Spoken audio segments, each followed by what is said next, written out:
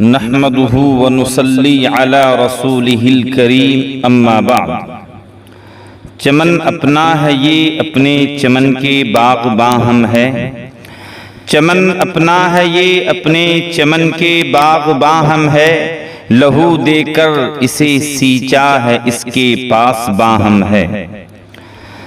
جناب صدر عالی وقار، خدائے واحد کی غلامی اختیار کر لینے کے بعد انسان دوسری ساری غلامیوں سے آزاد ہو جاتا ہے۔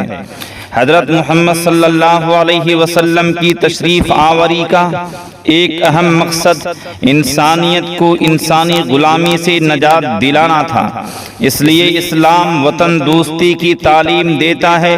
وطن کی محبت کو ایمان کا حصہ ان الفاظ میں قرار دیتا ہے: حب الوطن من الایمان۔ ہندوستان کی تاریخ گواہ ہے، اپنے وطن سے مسلمانوں نے نہ صرف جذباتی محبت کا اظہار کیا بلکہ اس کو انگریزوں کے تسلط سے آزاد کرانے میں پیش رہے۔ اس ملک کی آزادی کے لیے جن مجاہدوں نے گولیاں کھائی، جیل کی صعوبتیں برداشت کیے، مسکراتے ہوئے پھانسی کا پھندا گلے میں ڈالا، ان مجاہدین آزادی میں ہندو مسلم سب شریک تھے۔ برادران اسلام، ہندوستان کی آزادی میں مسلمانوں کی قربانی کا عرصہ کم و بیش 3 صدیوں تک رہا ہے۔ سن 1700 عیسوی سے نواب سراج الدولہ نے انگریزوں کے خلاف لڑنا شروع کر دیا تھا۔ 1731 عیسوی میں شاہ ولی اللہ محدث دہلوی رحمت اللہ علیہ نے انگریزوں کے قائم کردہ نظام کی دھجیاں بکھیرنی شروع کی۔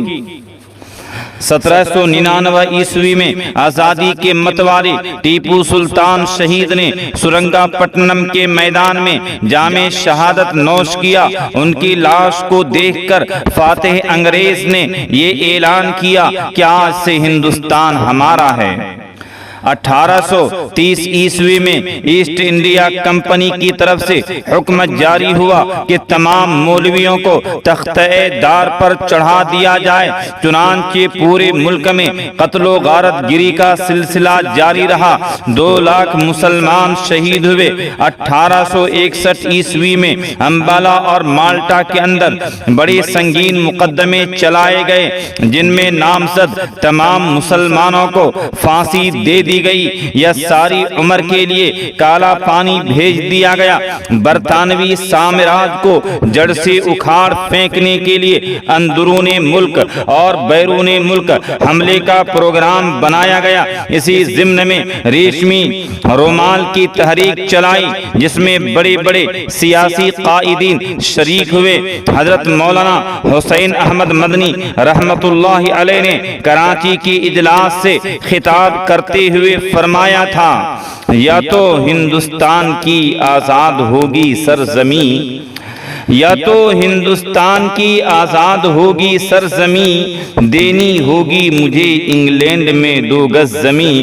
وطن آواز دیتا ہے وطن کی شان بن جاؤ، وطن آواز دیتا ہے وطن کی شان بن جاؤ، اٹھو اٹھ کر نئی تاریخ کا عنوان بن جاؤ، وما توفیقی الا باللہ۔ محترم سامعین، ویڈیو کو لائک اور شیئر ضرور کیجیے۔ اگر آپ اس چینل پر نئے ہیں تو سبسکرائب بھی کر لیجیے، مہربانی ہوگی۔